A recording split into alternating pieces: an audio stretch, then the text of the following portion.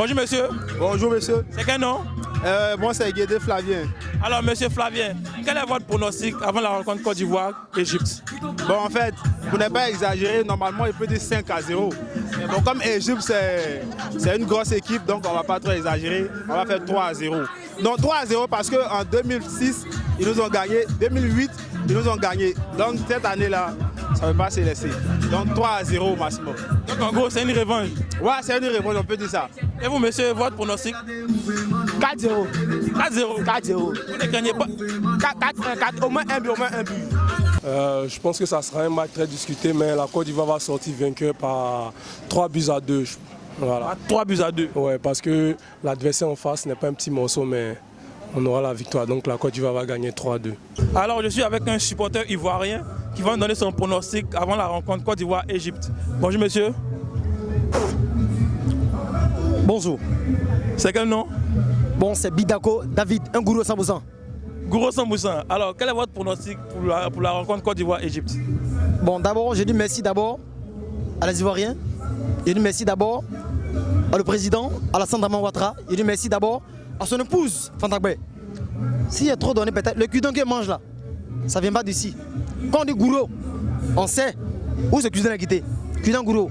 Bon, s'il y a trop donné ce soir, 2 € c'est bon. Parce que le pharaon, c'est vrai, c'est un pharaon, on le respecte. Mais on dit qu'un éléphant quelque part, il trace simplement des pas. Donc il simplement 2 € c'est bon pour moi. Mon pronostic, il ne change pas. Avant le match Côte d'Ivoire-Algérie, j'avais dit que la Côte d'Ivoire allait scorer 3 buts. Et effectivement, on a marqué 3 buts. Aujourd'hui, mon pronostic de ce jour-là, ça sera 3-1. On va gagner l'Égypte 3-1. Voilà. Bon, mon pronostic là, moi je suis sûr que un but de Marcelin Gradel et puis un but de Allais.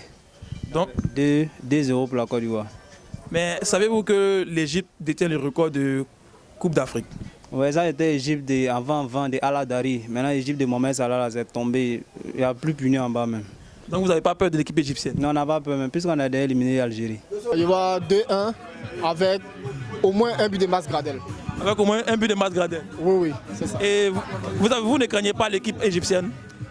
Bon, c'est parce que les craint que je leur donne un but. Super. Ah bah oui.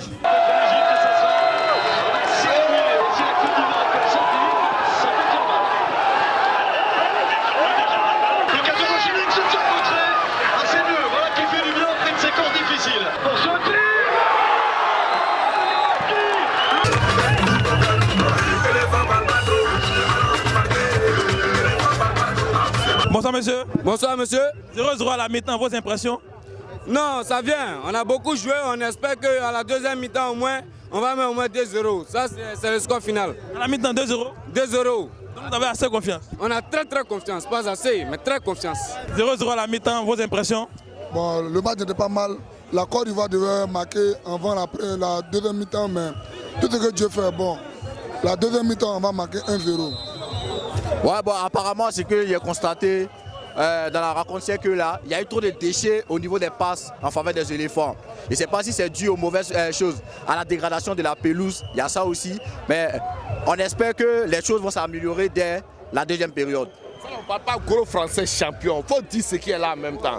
86e minute, 87e minute, coup de série dedans, on a gagné.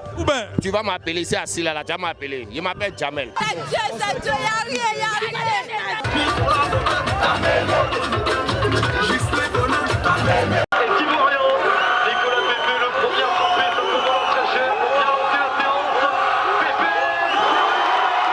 Bonsoir.